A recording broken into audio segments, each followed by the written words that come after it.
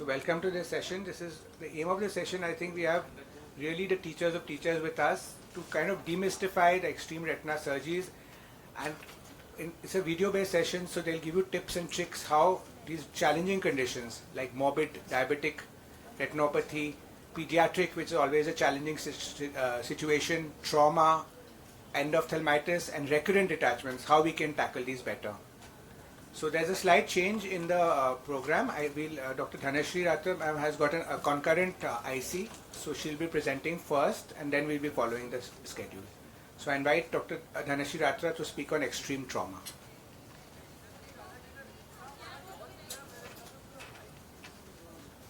Thank you. I thank Dr. Daraius for this kind invitation. And can I have my slides, please? Yeah.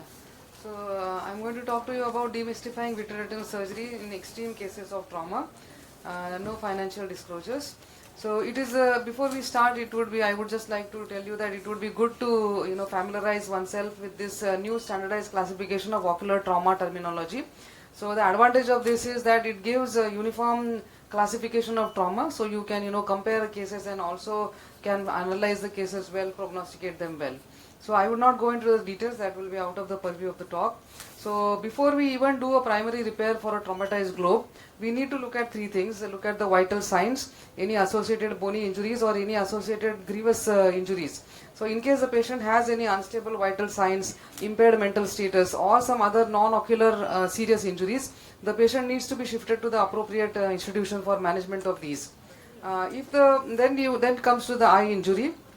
If the eye injury, after the brief history and examination, if the globe is open, then an urgent globe repair needs to be done. Imaging can sometimes help in situations where it is not apparent immediately whether there is globe rupture, and even after the imaging also, if there is doubt, then always exploratory surgery can be undertaken. So what is the timing of vitrectomy in these situations? What time is the ideal time? Should you do it at the time of primary repair? The advantages in this situation is that there is no fibrovascular proliferation at this time, and there is also less chance of infection.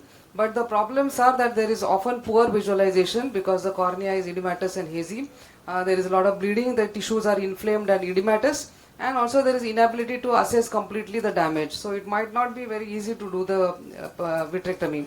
The advantage also of waiting is here you can see in this ultrasound. The first ultrasound is immediately after the injury, and you can see there is a lot of intraocular disorganization, and actually you cannot say what is the retina and what is happening to it.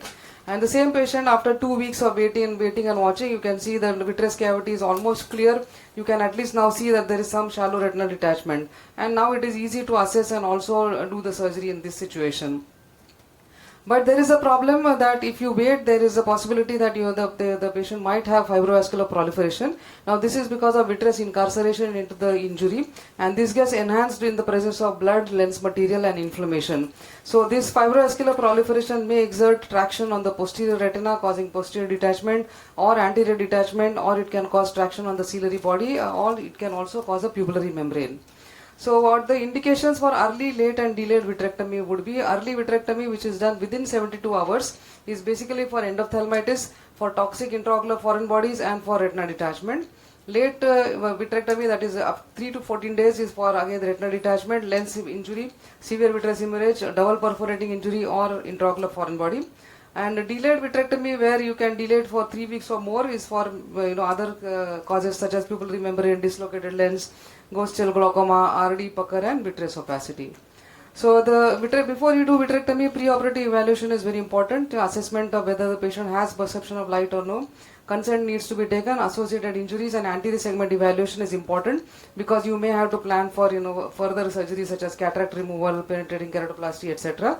And then posterior segment assessment. However, often the posterior segment is difficult to assess because of cataract, bleeding, etc. And here comes the role of imaging. You can do ultrasound or a CT scan.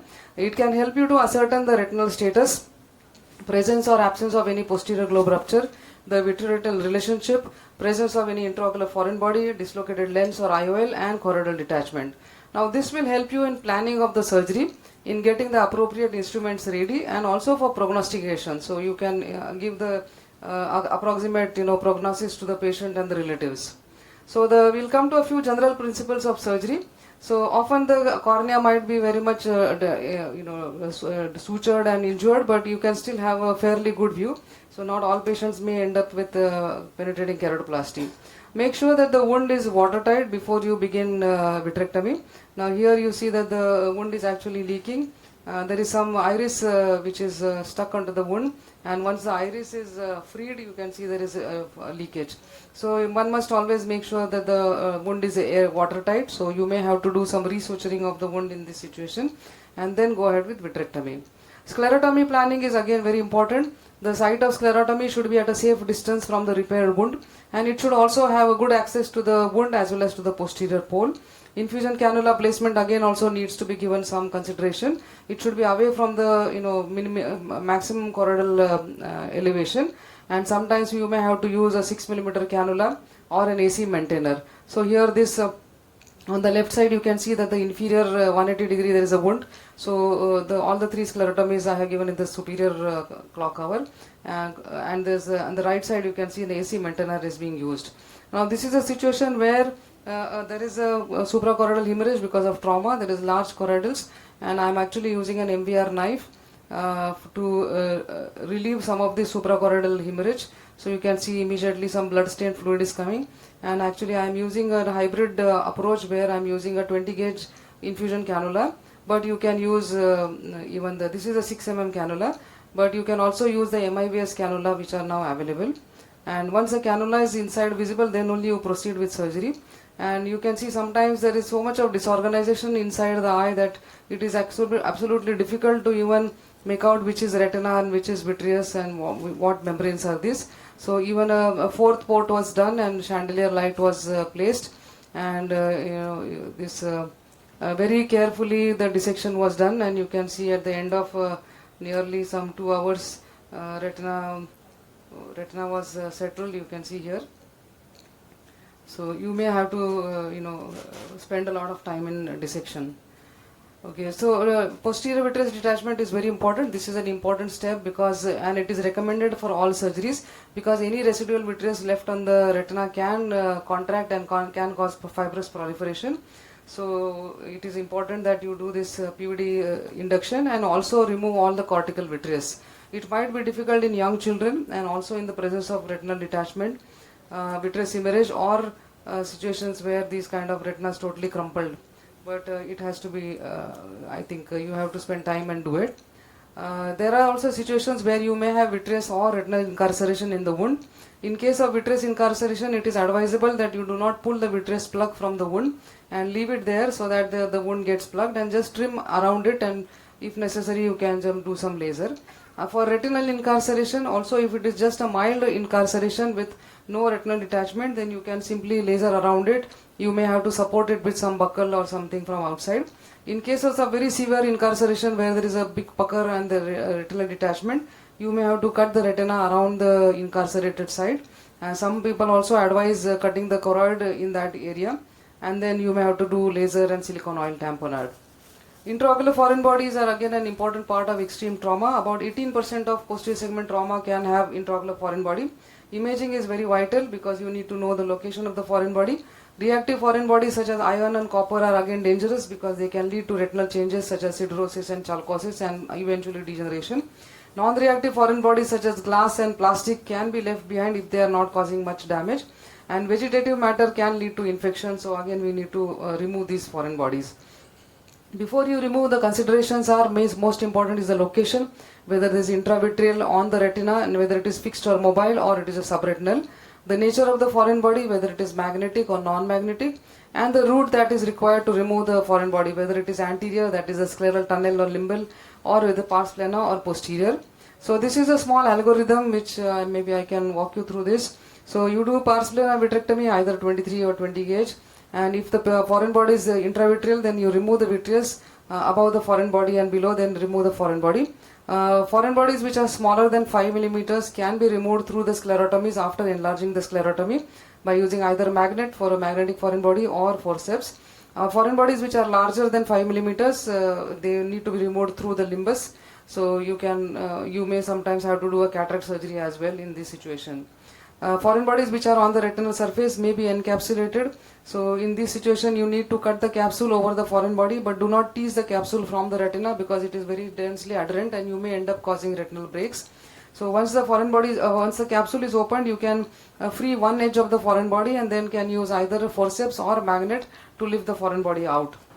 If there are any retinal holes around, they need to be lasered before you remove the foreign body. Either subretinal or extraocular foreign bodies are best removed from outside external route, and you may have to put a scleral buckle at this position.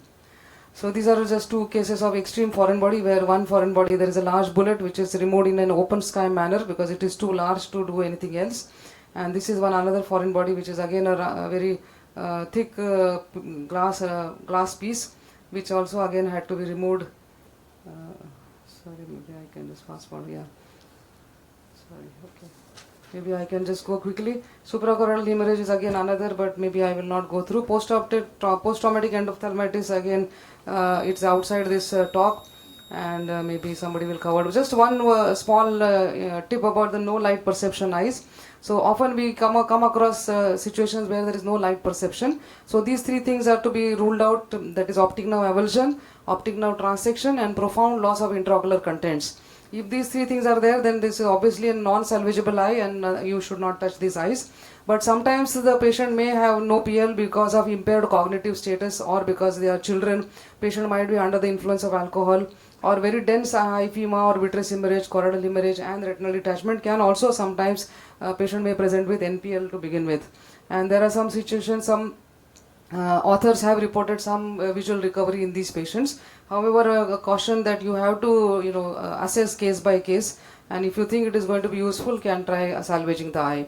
So take home message would be that this extreme trauma situation is often less than ideal. There are many challenges, and you may have to improvise during surgery and thinking on one's feet.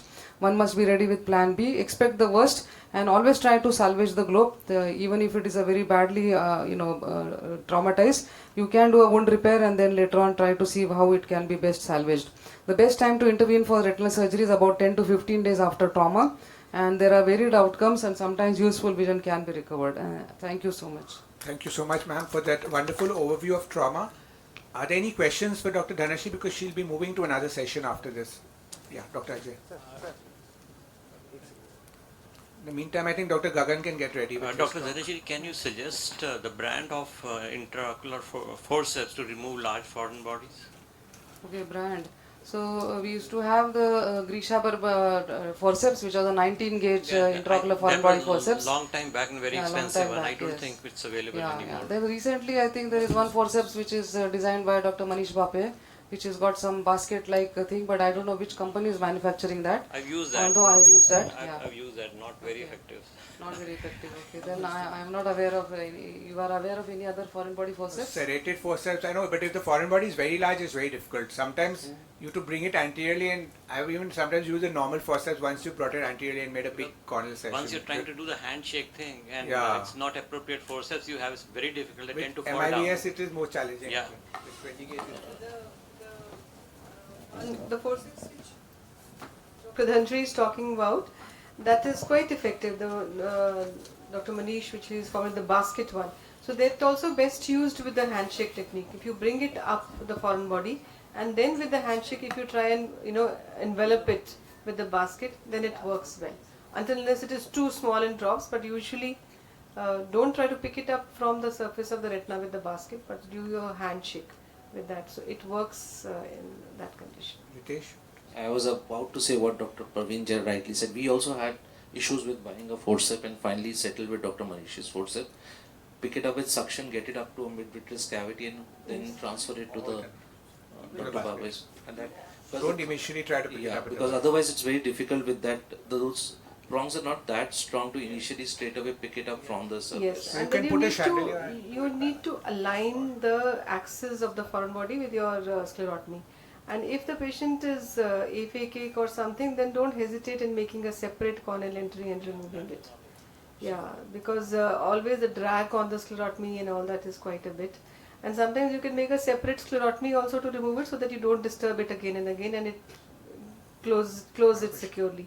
don't use it as your active taught me afterwards, because otherwise it'll go on, vitreous goes on to life. Ritesh, sir. 20 gauge, Yes, sir. which had a better strength, Yeah, yeah. will help. I think Because so. advanced sclerotomy. And make it 20 gauge. I Yes, think yes. that's a very No, good in- idea. Anyway, Yeah. these forceps are all 1920 only. They don't 19 come in MIBS. So you anyway Yeah, have to our enlarge foreign them. body forceps we use are 19 gauge, Yes. the good old ones. Yeah. You don't have Larger to ones are the outside the purview. worry about, you don't have to think of MIBS for this situation. Yes, yes. So Special for a situation. foreign body, anyway, you will have to convert. Enlarge it. Yeah. Dr. Ritesh's last question and move on. Dr. Daraius, if you have a scleral tear which is going beyond the muscle insertions, that is, what would be your cutoff to take it up for vitrectomy with vitreous hemorrhage? And just if the cornea is reasonably clear, would you do it still, like repair it, do it day 2, day 3, if it is No, no. crossing the muscle insertion? Yes, yes. No, provided the initial wound repair has been done, Yeah. even though it is going right up to the equator, the wound repair is the first step.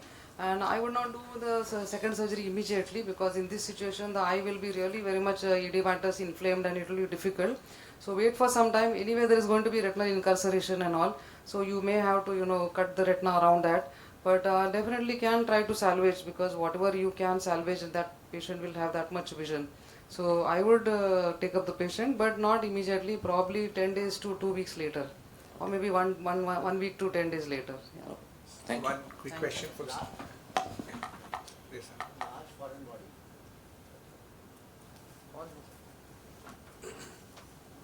Large foreign body, Yes. what matters is whether the foreign body is just impacted there. What happens is that the large foreign body seals the wound.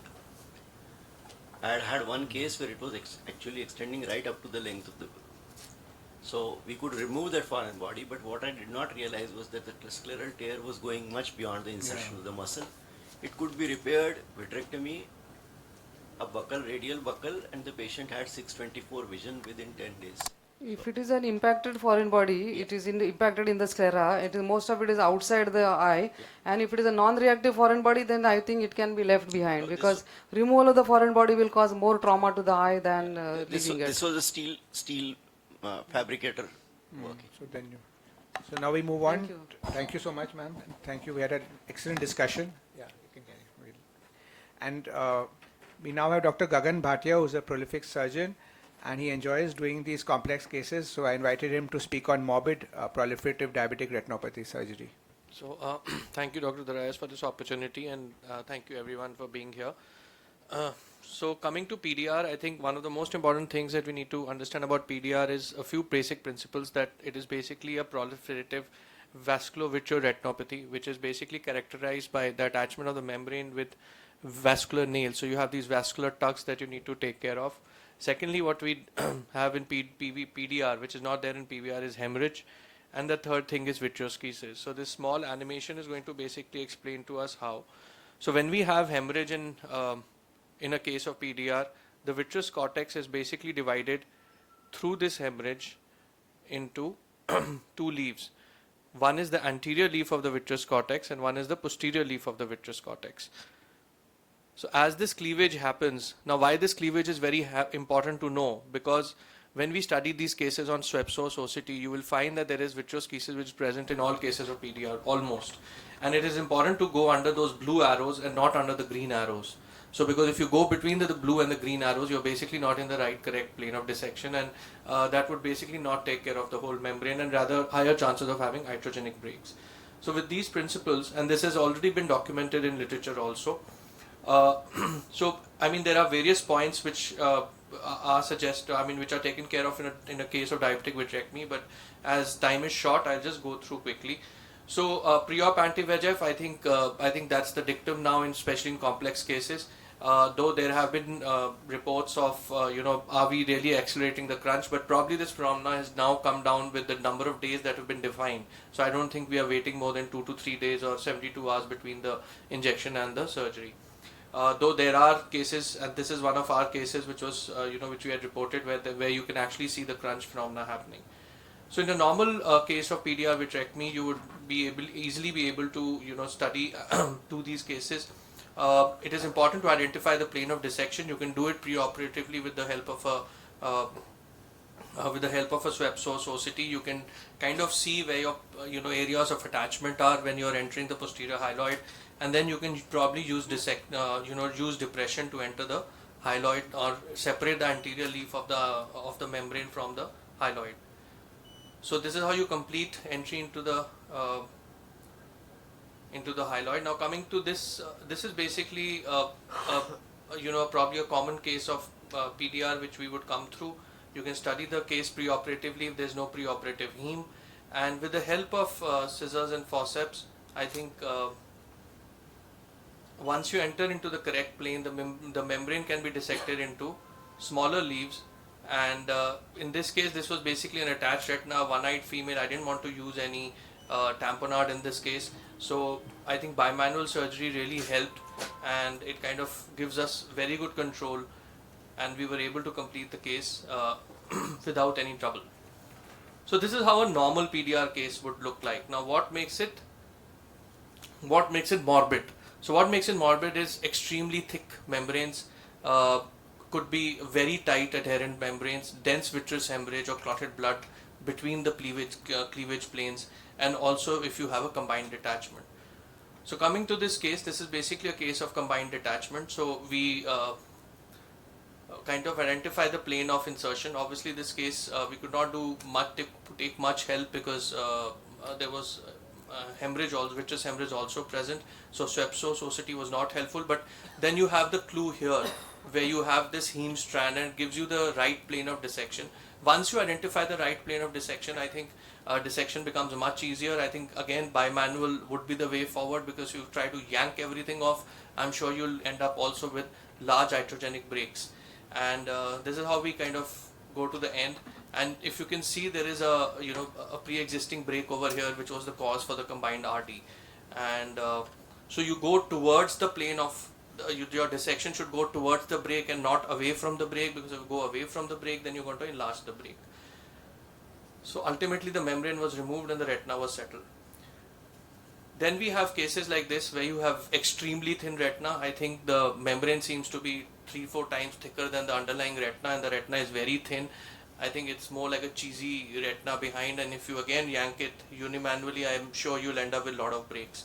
So again, you identify the plane of dissection, and then once you have identified the plane, I think the left hand kind of gives a lot of stability. So you kind of keep it absolutely stable in one hand and go with your scissors, and also you could use the closed scissors as a dissector, and you go ahead and you can, and as you see, you can also identify where the vessels are, where the vascular fronds are, and take care of them one by one.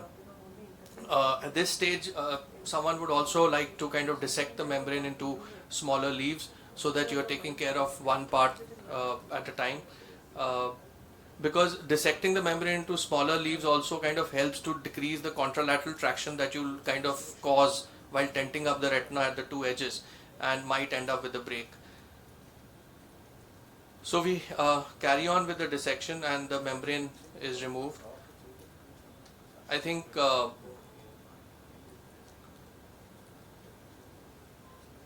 yeah, so this was one part which I wanted to show. So at this time when I was dissecting and the retina was extremely thin, I think I ended up with a bleed. Now at this time, obviously your reflex is to increase the bottle height to stop the bleed, but then you also kind of need to remember one thing, and there you have an oops moment where you go very close with the brush to clean the lead, and you can end up with an iatrogenic break. So I think it is important that you kind of remember that the bottle height was high, and don't go very close.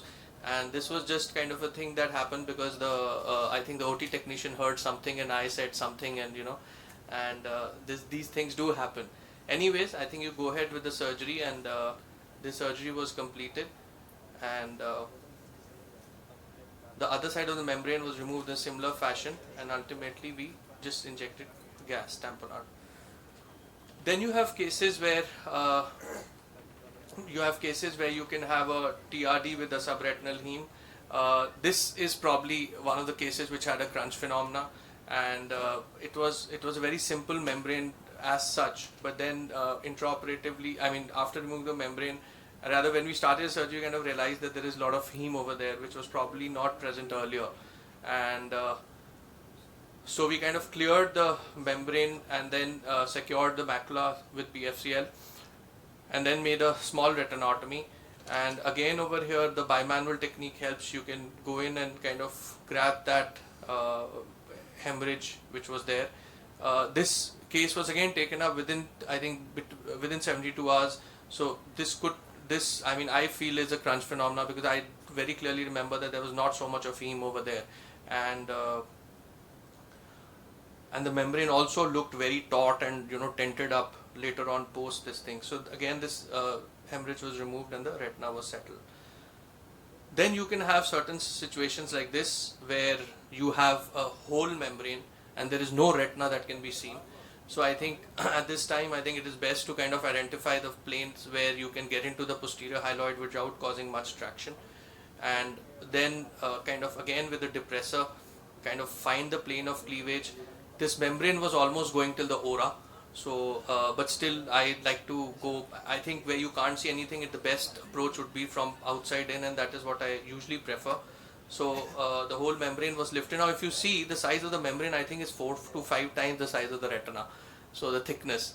So I think you find the correct plane of dissection again, separate all the leaves anteriorly, complete all the complete the base excision. This nasal part was extremely tight. At this time I think it is very judicious not to go really behind it, because you could caught an nitro. Now this is a very important step. If you see this thing, this looks like as if this is the plane of dissection, but if you actually see, this seems to be the right plane of dissection.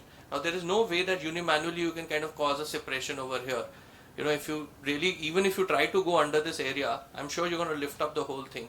So, and this large membrane was dissected into smaller segments, and so there was a vertical area where I could find this plane of separation. And if you see the tugs, they are extremely tight. So you could probably use the scissor again as a blunt dissector. Use it as a with the closed, keep the scissor closed and use it as a blunt dissector to kind of form this cleavage plane. I think divide the membrane into smaller leaves and then tackle each and every vascular nail as it comes. So then the membranes again dissected into smaller components, and then they are taken off. I think it is basically it's intuitive, and you kind of adhere to your surgical principles and kind of take care. The other half was again, other side was again tackled in a similar way. And as we were going, dissecting this membrane, there was this big yellowish shadow that was coming behind, and which was like a big monster behind. So at this stage I decided that okay, there's no point now being very slow, so we kind of became very aggressive, because it was the nasal half was extremely tightly attached, and I already knew that I needed a retinotomy to tackle this thing. So though it is very imperative that you take care of all the membranes before you kind of make the retina very bullous or anything. So every form of attachment was tackled, and after that I know we kind of created this retinotomy, and because it was very tight, and then after that went in and grabbed this large yellowish monstrous mass, and then after that, if you can see, bimanually again this mass was taken out, and finally the retina kind of settled. So this was again, I think it was done. So I think to summarize, I think it is important to adhere to the surgical principles. I think you cannot think of PVR as PDR and PDR as PVR. I think they're two very different terms, and actually you will see Dr.Daraius' talk, which is kind of signifies that. I think it's important to kind of see vitroschisis and identify vitroschisis and go into the right plane. I think I prefer bimanual surgery, but they are people who are great proponents of unimanual. I think it is important to be prepared and adapt to and alter to plan according to the need on the spot. And I think patience and perseverance in this definitely helps. Thank you. Thank you for those beautiful videos. We'll take 2 quick questions or comments, and then we'll move on because we don't want to run out of time. Any comment, ma'am? Yeah, I think very nicely done, and it's always a pleasure to see such elegant surgeries, because that is the mantra. The more clean job that you do, the better. But there is one thing The speed also matters in diabetic patients, as you showed in the last case, because if you spend too much of time, too much of ooze, too much of bleed, and then separating and removing the blood itself is a tedious task. So you have to kind of keep an eye on the clock, not only for your next case running, but for the fact that if you take too much of time, that also is an issue. And as we were just discussing, I am very fond of something what I call the interface technique. When I see suddenly there is a lot of bleed which is happening, and sometimes you start removing the membrane, but there are small islands, a lot of blood. So once you have removed the hyaloid, that whole system starts mixing up with the fluid. So only it's not for the active bleed, but it is only for that when this ooze happens. If you start fluid gas exchange, because the blood only mixes with the fluid, it will not mix with the air. So it kind of clears your view, and you are able to identify where it is coming from, where it is leaking from, and clear up all the blood on the surface of the retina, and then go back to your dissection. So that is a little trick. In that case, maybe go back to fluid after that. Yes, after the dissection only under fluid. So once you have cleared up the cloud of heme which kind of settles under air, then you go back like to fluid. he showed a case when suddenly he touched and it bled. So sometimes you can't identify where is the source of the bleeding. So if you do a fluid gas exchange, it gives a little tamponade as well, and at the same time it allows you to cauterize under air. Then you and go then back to the fluid. But that time I think the important tip is that you hold it because that jet of fluid, when you go back from air so to say, so what we had a I- macular that hole. is- We had a case where we developed an intraop macular hole So because the jet. what I do is I always make sure that in the axis of my infusion canal I keep my light pipe. Yeah, I think that's a very nice that's tip. So the fluid hits Actually, the light pipe and not especially with the retina. constellation systems, I think When the you closed think that system you is there. Because it detects a low thing and it floods because it's automatic. because even if you it's not put a the bottle. compensation off, like we did an experiment, we took that thing out, and even with the compensation off, the flow is still there. Very It's rapid. not so less. And the thing is, it's visible in air. It's very visible. So you just have to keep your instrument, the light pipe, right in front of the opening of the infusion cannula. So it kind of at least takes it away from the fovea. Thank you. Multiple laser sittings, would they be enough of an indication to tell you that the retina is rather thin? So retina is going to be thin, something which we Very- call burnt out burnt out retinopathy. retina. Yeah. So sometimes what you're saying is so correct, because we think it's burnt out retinopathy and we don't give anti-VEGF. That is wrong, because here the retina is going to be very, very thin. So sometimes you will have to give an anti-VEGF, and only then you will be able to really separate it from the Separate thick the one. retina. So my experience, I feel that in no diabetic retinopathy is burnt out. It's all vascular. So actually, in all these cases, even the last case which was there was a large part which was sclerosed. But then ultimately, I think, and it was a thin retina. But the second case which I showed, which was very, very thin retina, that patient has 6/12 vision. Yeah. So, which I am also surprised about. How? So, but yeah. That's I mean, because the inner layers the would inner have layers gone, would but have- the outer yeah. layers are still present. We can't really define it as a ratio, but we are scared when the membranes are exceedingly thick as compared to the retina. That is when we are scared. Yes, that's true. So the retina may be thin, but the membranes will still be Still thick be and very vascular. thick, So you yeah. still have to inject.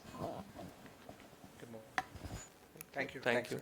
Yeah. So I now call upon Dr. Daraius, who is our chief instructor and who is the reason why all of us are here, and he needs no introduction. A very innovative and meticulous surgeon, and many years ago he was my student as Yes. well. So happy to have him on the dais as a chief instructor.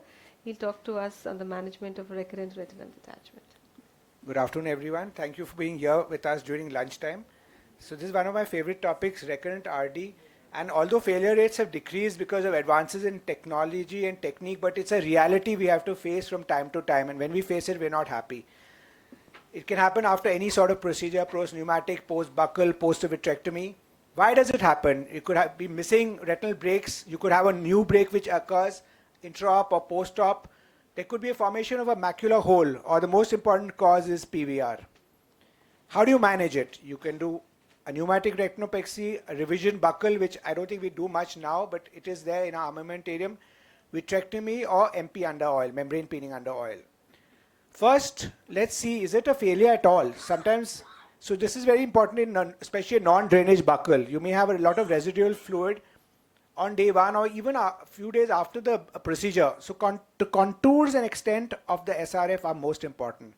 So let's go into some cases. 25-year-old lady, high myope, -7 diopter, ITRD, macula on, non-drainage. You can see the OCT down. This is the buckle which we put. 1 week later, the fluid persists. Is this a failure? The borders are concave, not convex. And you can see it's almost dry at 2 months. So we are tracking it, not doing anything. So masterly inactivity works. So this is something I think important for newer generations because nowadays when anyone sees any fluid, they're like, oh, should we do a resurgery? So the answer is no. So let's do it in a scientific way. If you see on the left side, if it's concave or circular convex, it's not a failure. I'll just show you in detail why. But if it's convex rhegmatogenous, it could be because of missed break or leakage break, then you have to go in again. So this is what I was just talking about. These are all from Professor Linkoff's kind of work. So check whether if it's a concave and it's not extending to the ora. So that means it's basically just residual fluid. Or if it's a circular contour with convex, you can see the one below. So it's just a kind of a cyst of fluid, a residual fluid. So these are the situations you don't need to intervene. Again, let's now put it into case-wise form. This is a young man who had an injury with a tennis ball 6 months ago. And superinasal retina is detached and you can see the horseshoe tear up there. So we did a SNQ, it was there, non-drainage buckle was done. And so I want to just show you the picture below. In fact, you can read it. It's on 26th of June and the picture above is on 29th. So 3 days after the surgery, this is a nasal scan. This is temporal. So nasally the fluid is gone. So we are very, very happy. We are thrilled. We called the patient after 3 weeks. After 3 weeks, we got a shock. Again, that fluid nasally is increased. We didn't know what was happening. In buccal, we always wait. Day 30, fluid is more. Day 40, it's still increased. Now we know that we are actually in trouble. So you see the borders. They are convex borders like this. So that means there's something going wrong. We put a gas bubble and you can see how beautifully just a pneumoretinal. This is one case. I know with DRF we're very hyper about Dr. Muni's work on pneumatic. But I think this is one case where pneumatic is magic actually. And here you can see it was completely dry. So what happened? Why did it redetach? Because buccal is our safest bet. Basically, there was increased vitreous traction on the SNQ brake, lifting it above the buccal. The buccal was placed fine because it was very anterior. Otherwise, you'd have to do a vitrectomy, it would be very invasive. You'd cause a cataract in a 20-year-old guy, and the gas saved the day. So I think this is not something new. This is published already in Retina many years ago from the UK, I think Oxford group, where they found the rescue pneumatic to be very good. What about adding a buccal? I don't think I've ever regretted adding a buccal. You must do it in these cases. It isolates the peripheral retina from posterior pole, and you can either use a 240 circling band or 276 tie-up. When we go in for a revitrectomy, when everything else fails, you first tackle the posterior PVR, remove the subretinal bands or oil, do ILM peeling if you like. But remember, most important is the anterior PVR, because there's normally a large uncut skirt of vitreous lying, which is kind of holding up the retina. Only once you remove all this, do you go in for retinectomies and then decide the tamponade. So here are some tips and tricks. This video sound hoga, sorry. It's got an audio. We derived inspiration for vitreoretinal surgery from the hand-upon-hand manner in which a bucket of water is pulled out of a well. We depict a bimanual technique for tackling subretinal bands in recurrent RD based on the same principle. In this 24-year-old boy with recurrent RD, we carefully choose the point of the retinotomy at the site of confluence of the subretinal bands and marked it with endodiathermy. We then entered the subretinal space with end-gripping forceps and bimanually removed the bands atraumatically using hand-upon-hand technique. Another technique which I really like is the tug of war. So I think there's a short video to show that also. It's an animation. In these cases, I like to perform a maneuver called tug of war, based on the shearing force a rope undergoes during the game. We use opposing forceps to tug and shear the membranes gently and relieve the traction without resorting to a retinotomy. See this young, highly myopic girl with circumferential traction bands predisposing to anterior PVR. This maneuver allowed us to bimanually release anterior circumferential traction. We took two forceps at 180 degrees to each other, then pulled and shredded the bands holding up the retina.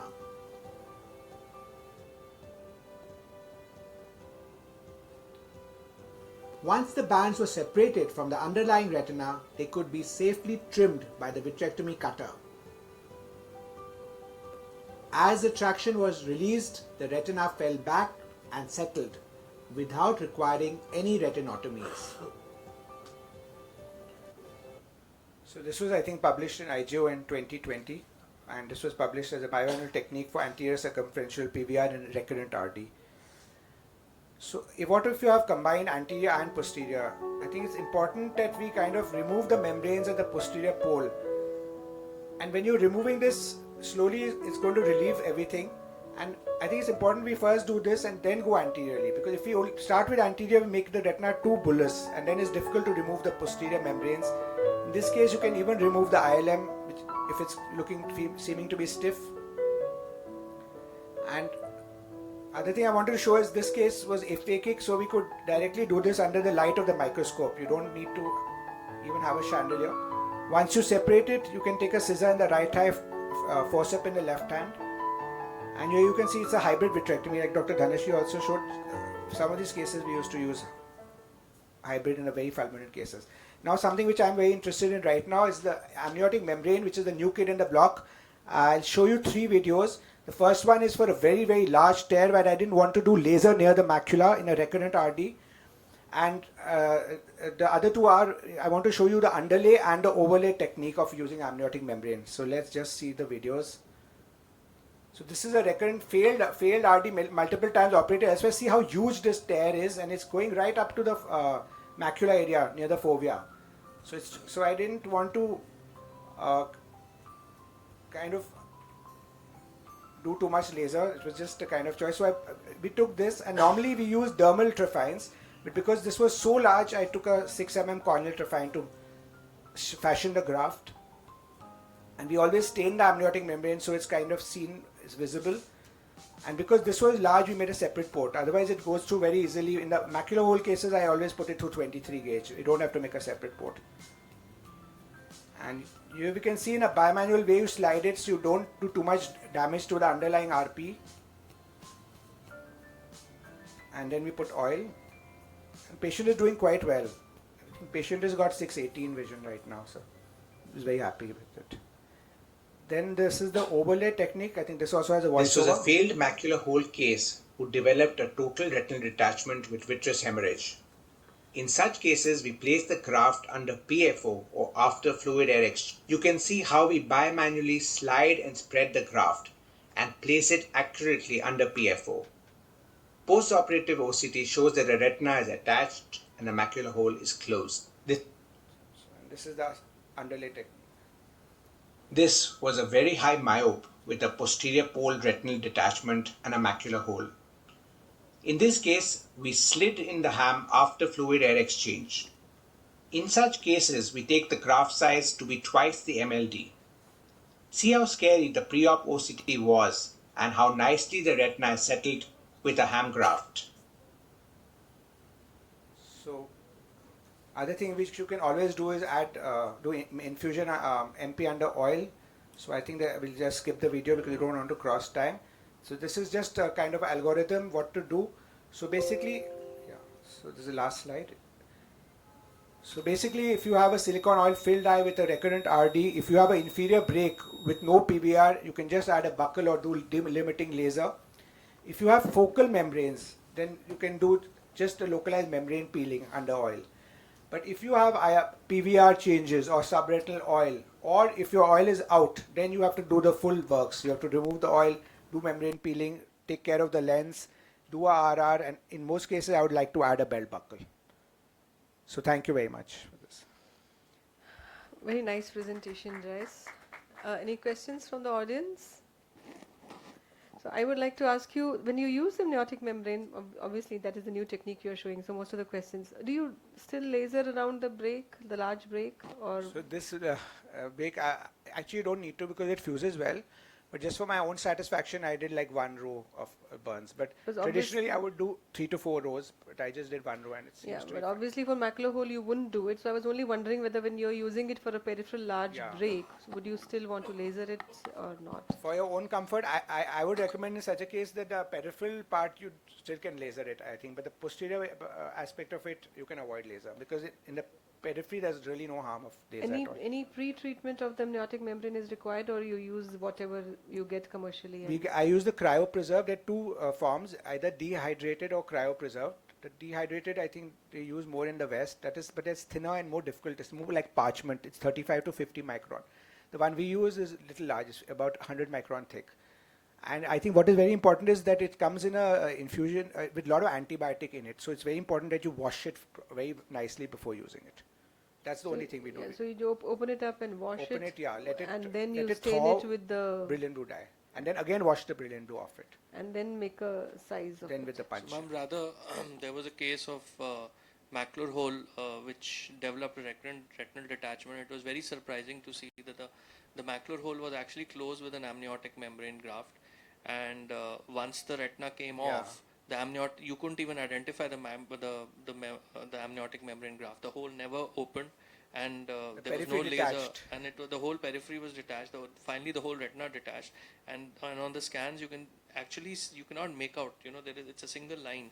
So I don't know how it fuses, but it fuses very So well. it Very fuses with the retina and not with the underlying choroid. Yeah, it fuses the maybe. retina. Yeah, Not it So the it fuses will, with the the retina. amniotic membrane retina complex will Yeah, get yeah. detached. If you have a on the redetachment, the whole detachment. thing will Yeah. rise up. Those very. But then you need to have a gap there for it to be the cause for a retinal detachment. Na. So if it kind of fuses all well, then actually you don't need retinopexy. If you Yeah, think that's what that your way. Yeah, question. You yeah, don't need it. that's Yeah. what I'm Yeah, asking. that's right. So You don't that's need what. it. So, Frankly, you don't. but it may not fuse instantaneously. So you may want to do a row and then Yeah, wait for yeah, it to fuse yeah. later. Or since you are using a oil, so probably by that time fusion may Will happen. happen. Yeah. So I think these new techniques are going to be really useful and extend our scope where we were doing, because these large myopic holes with large macular holes, high myopia, have been traditionally very, very difficult to handle. And though of course these cases they do advocate the macular buckle, but it's not all that simple as well. And ILM peeling does not close these large myopic holes as well. So there is a gap where we need additional. And from the glue, I understand, which I was also talking to Dr. Malvika, it is may be associated with some amount of toxicity, which we do not know. So if this is a rather inert substance, probably this could be it. Glue also I won't recommend for such large holes. What we have had experience with, in such large holes, the glue tend to migrate subretinal. Yes, that's exactly what that- Dr. and then it Malika lifts was up the saying. hole rather than sealing such large hole.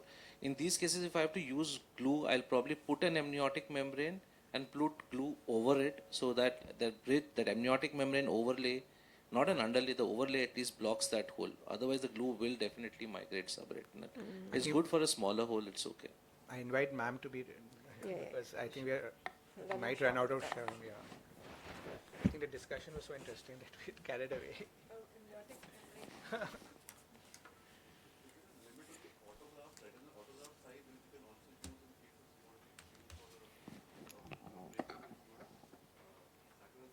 For a more posterior pole break, is there any limit that you think No, there's retinal no autograft? limit, but I would not be very comfortable if it's like humongous, But because probably you're going to that's expose the so much. benefit of AMG, na, because you're not making an That's the advantage. retinotomy. That So is the that's advantage. the- You're not having to sacrifice any bare choroid or anything. You put something out from outside. Yeah, you're not adding to the holes. Yeah. I think now we come to the most challenging of all the cases, the small eyes, big problems. And Dr. Parveen Sen is my mentor at SN, and she is the master of this. So I invite Dr. Sen to speak on this topic. Yes, thank you, Daraius. And it's nice to have a small group, but a very interested group. So the discussion is actually very nice. And that's why we got carried away with the previous one. But quickly coming to the next topic. So this is my favorite slide actually. The children are not small adults, so it's not just about size. There are so many other things. Of course, the size is important because the eye is growing, and the most important thing is that the eye is not growing uniformly. So it grows differently in different areas of the eye. It grows differently in different years of the age of the patient. So you have to really see each patient in the light of the problem, the age, and various other things. Most importantly, the problem starts right in the beginning, location of sclerotomy. Where do you enter? So in very small children, it may be as much as 0.5 to 1 millimeter from the limbus, and in children almost 5 to 6 years of age, you may even go at 2.5 or 3 millimeter, which is the normal thing which we go.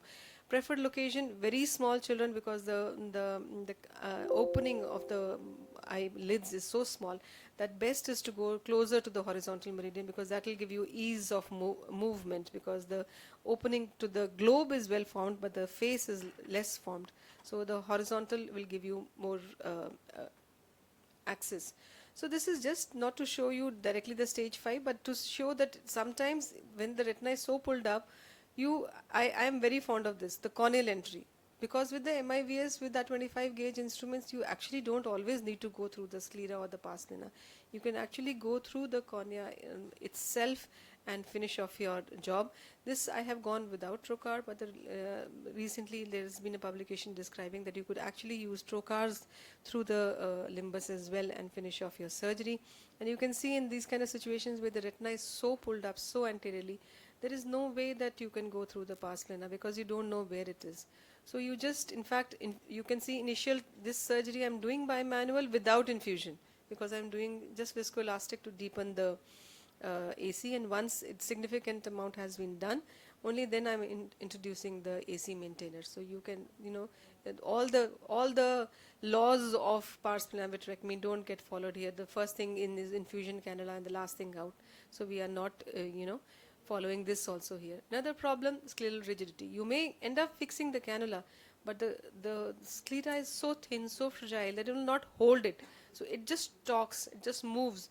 And when that happens, you may actually get to hit the lens, or you may hit the choroid, and even the case you'll have to close even before you started. So you can see here that once I have done this, this is this is a combination of instruments in the infusion. The light pipe is along with the infusion cannula, but they are so bulky that after that then there is no scope to even, once the trocar is inside, I cannot rotate the globe. So I actually remove the trocar and then go directly with the sclerotomy. So this is again another modification that you can use. Use of combination instruments, but then it makes it very bulky. But this is here again using how do you fix it. But importance is that you are seeing that I am always going with the MVR first and then going with my trocar, which is because the level at which you suddenly will, there's a give way when you enter directly with the trocar. That itself is very dangerous, and you can hit the retina behind. So you actually make the opening with a very sharp new MVR and then slide your trocar through it. So those small things you have to take care. And most of these cases, lens sparing vitrectomy can be done in simple cases where you have already a peripheral laser barrage, and the only thing which is lifted up is the posterior pole. So here you can actually go through the sclerotomy and finish off your surgery. And scleral buckle in pediatric cases, please do not give it up. Don't give up the skill, because it can be very, very useful. This is in a 2 or 3 month old scleral buckling that we are doing. So here again, using these tunnels is useful, because you then don't have to, you must remember that when you are using anything under 1 year of age, you may end up removing the buckle, because the eye ball will grow so much that this will slide posteriorly. So which is why it is good if you don't have any sutures. There is only one band tie that I am using, so that you only need to open one quadrant and remove the suture, and that's it. So this is the problem when you are using in very young people. And this patient was lost to follow up, and you can see the encircling band is right next to the disc, and at this stage it is very difficult to remove it, and it has its own hazards. So this again, this was a case which I had seen. heavy laser has been done, and you can see in the periphery, this is a rhegmatogenous retinal detachment. Because of the heavy laser, it's caused peripheral dialysis. So I had done buckling with the 276 small fragment. And this again, you can see peripheral schisis, and there is no fibrovascular tissue, but there is so much of schisis that the only way to counter traction is to externally, provide a buckle and do it. So long-term results, though these are challenging cases, and all of us feel that it's useless and futile to do some of these. So these are long-term results of ROP, some 5 years, some 10 years of age, and there are some useful vision can be given. As I say, 5 years, 10 years, that's not the end. They need a long-term follow-up. So this is 17-year-old who had undergone laser for ROP and then came with a retinal detachment because there's a break at the edge of the CRA. And here again we had to do vitrectomy. And here you have to look where is the break. And now that I'm thinking, amniotic membrane I could have used here and it would have been useful. Again, post LSV, this kind of RD with falciform folds, very difficult, very challenging. Again, it's a young patient, so it's a combination of removal of the previous buckle because the patient was lost to follow up. So that encircling band I had to remove, replace another one, then do vitrectomy, but then some at least visual gain is there. Single light patient, they use it. Again, 9-year-old child, very unusual, though heavy laser done, but that is sometimes needed, especially if somebody would have done it when access to anti-VEGF was not there. But look at the amount of proliferation that the patient has come with. This is retina is attached, but so much of ERM at 9 years of age. This patient is still following up. You can see it's typically present there. So I had to do vitrectomy, and you can see when I do vitrectomy, this does not behave like any ERM. There is no plane, and once I start doing it, it is like almost diabetic vitrectomy. So I've done, as typically you would do it for an ERM, I've done the staining and all, but I realized it doesn't work. You imagine how much is the bleeding which is happening. So this is no way like any ERM, it is not coming off. I've tried to peel it with forceps, that's not happening. I had to do bimanual surgery and see it's like a diabetic patient. It's a proliferation, and the only problem is underlying ROP and 9 years of age. So these are unusual presentations, and which are more and more we will see them as children grow up. So first all of us have done is to start treating and screening. Now as these children grow up, we will come across new problems which these children will have as a child. Again, difficult to induce PVD. At any age these children come with RD, it's going to be difficult to induce PVD and bimanual surgery. So underlying defects may have underlying hereditary diseases. So all this comes under pediatric age group and challenging with, in addition to the challenges of a normal pediatric RD, these are the challenges you have to meet because you have to look at the anatomy. It may be a choroidal coloboma. I cannot discuss all these things in detail now at this point of time. Or buphthalmos. So these are cases, each case is different in its own way and has to be dealt with in its own manner. So just skipping a lot of these slides because they form a talk. Only telling an example that FEVR with falciform fold, best is to not go inside. However bad it may look, some amount of buckling in the periphery, this fold is never going to open up. So even if it settles down like a fold and patient has some useful vision, it is good. So this is another example, optic disc pit. It came to us with a huge amount of rhegmatogenous RD almost. And I was wondering what is causing, whether it is the peripheral, any break is there, but intraop I could not find anything other than the optic disc pit, but the RD was very extensive. So this is bilateral optic disc pit. So I did the surgery, and because of the extent of RD, I used almost everything. You can see it's going to the periphery. I have used the scleral plug. I have used laser to the edge. And once you go in a 4-year-old child, inducing PVD can be so difficult, you imagine. But since the RD was so extensive, I had to take for surgery. And I ended up having a little iatrogenic break as well in this. But then that was covered. And immediately on table, there was subretinal migration of IVTA through the optic disc pit. But we were able to remove it. induced PVD, and you can see that this is the iatrogenic break I was talking about. So I did almost everything. Laser to the infranasal edge of the pit, the scleral plugging. This is the scleral patch graft that I am taking, and I exchanged with oil as well. Because 4-year-old, so we know that it can migrate, but the choices are very little. But since I had used oil, it was okay, but then I did have subretinal oil within a month, which case I took up the patient for silicone oil removal and then replaced with C3FA.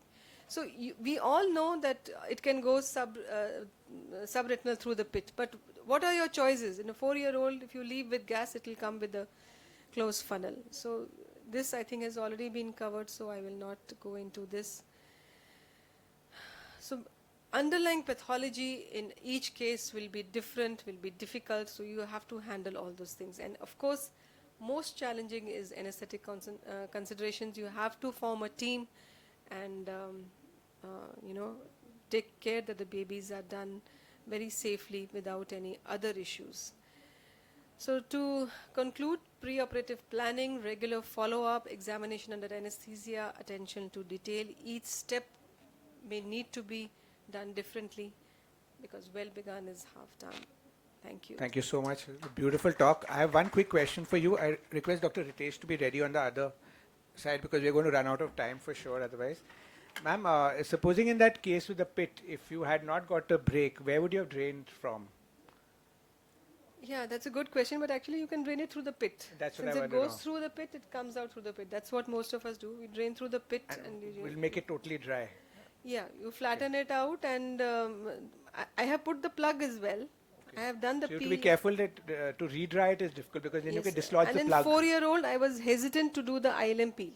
That is another problem because you don't want to have any issues and land up into a macular hole or anything in a 4-year-old.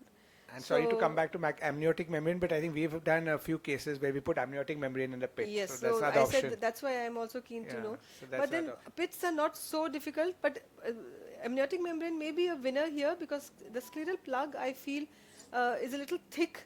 Sometimes it doesn't meliate well and can dislodge later on. So amniotic membrane goes and those tucks in kind of nicely. things So I you think can- the amniotic membrane that we did was on a 12-year-old, and we used, I think this is the youngest patient. Yeah, this is Oh, very So young. probably Very I'm young. This is very put challenging. it down. Thank you so much, ma'am. Any question, Dr. Debural? Acha, Dr. So now I invite Dr. Ritesh, and this is the last talk of the session. He is faculty at LV Prasad Eye Institute, and he'll be speaking on fulminant endophthalmitis. Can I have my slides, please? Good afternoon, and thank you, Daraius, for making me a part of this very interesting instruction course. And I'll be talking about endophthalmitis, something which is not a very happy thing to see. When we say fulminant, it means aggressive, and when the disease is aggressive, that's where we also need to be a little more aggressive. But the principles of managing endophthalmitis are going to be all the same which we normally do for endophthalmitis otherwise. Only thing is our action times are going to get reduced. So endophthalmitis, where we talk about severe purulent intraocular inflammation, we call it fulminant when it occurs lot suddenly with great intensity or severity. There are a lot of papers we talk about generally within 4 days is when we say it's fulminant. It can happen in settings of post-operative, post-traumatic, endogenous, any of them can come as fulminant in nature. Generally, when we say fulminant, we associate it with gram-negative organisms, especially Pseudomonas, Klebsiella, Bacillus. Though in settings of immunocompromise, we have seen this with COVID patients wherein fungi have also presented in a more fulminant fashion. So, as I said, fulminant endophthalmitis means we need to be aggressive early, because the time the organism is multiplying is too rapid in these cases, and if we spend a lot of time in being slow in our management, taking decisions, very often we may not have enough time to even salvage the eye. It's like one of these cases which on day one, by the time we did a biopsy, antibiotics, and it came out as Pseudomonas, by third day the cornea had already kind of got involved and severely involved. Also, the first chance very often may be the only chance in these cases. If you are yourself not comfortable, refer to a specialist who can aggressively manage the disease at the earliest. And also you may need a lot of cross collaboration with your cornea colleagues if the cornea gets involved in these cases. First chance is the only chance, as I said. So aim for a more thorough vitrectomy in these cases. The organism is very aggressive, so kind of toxins it is releasing, the harmful enzymes it is causing. If we go by the EVS philosophy where they talked about not inducing a PVD, at times it may not be okay. In these cases, you need to challenge this myth that no PVD induction in a case of end-off. Anterior to posterior approach is what we follow. A role of wide angle viewing system cannot be overemphasized in these cases. You may need to debride the corneal epithelium if you want a clarity. Very often when you feel the disease is not worth managing because the anterior segment looks really bad, sometimes doing a good meticulous anterior segment clearing may start giving you a very good clarity for posterior segment. I love using a 26 gauge bent cystitome needle here. If you just peel it across, the whole membrane comes off the surface of iris and you'll realize the visualization suddenly improves. Sometimes if the things are very densely adhered, as you will see in the second video, sorry.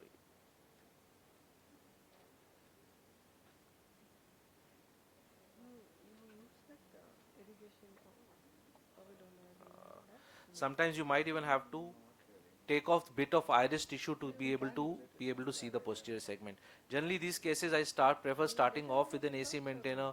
Once you have enough visualization, then you can move in posteriorly once you know where you are going to be putting your cannula. Also remember your diagnostic kit to be ready, your biopsies have to be taken, your samples to be sent. Microbiology is very important. You need sensitivity, you need aggressive antibiotics, you need to know very quickly what kind of antibiotic response or what organism you are dealing with. Coming to the surgical part of it, as I said, one need to start off aggressively in these cases. Once you have cleared the anterior segment on the AC maintainer, you go in behind and then you start your vitrectomy. Generally what I prefer doing is starting from the nasal side. I know I'm on a more safer grounds here. You start vitrectomy periphery more nasally, slowly start clearing as much of exudates as you can, slowly start approaching the posterior pole, and then once I have a view of the posterior pole, very gently with low suctions try and do a PVD. I want to do aggressive vitrectomy on day one if I have sufficient corneal clarity. I want to make sure that I get all the as much exudate as possible out in these cases. I prefer using inducing PVD safely. I'm not going to be too aggressive with it. Very often which you feel is a necrotic retina sitting there. As you start inducing your PVD, you'll realize it was not a necrotic retina, but a lot of things stuck under the retina. And once that retina PVD comes off, you see the vasculitic changes, you see the exudates coming off. So gently inducing the PVD there, the vitreous.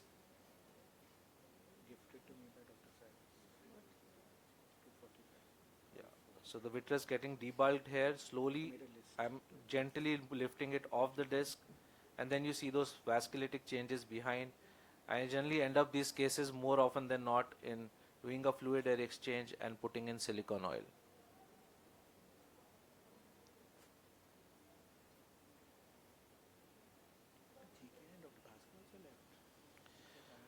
Oil and vitreous do not mix very well together a lot. So if you're going to put in oil, try and complete your vitrectomy to the extent possible.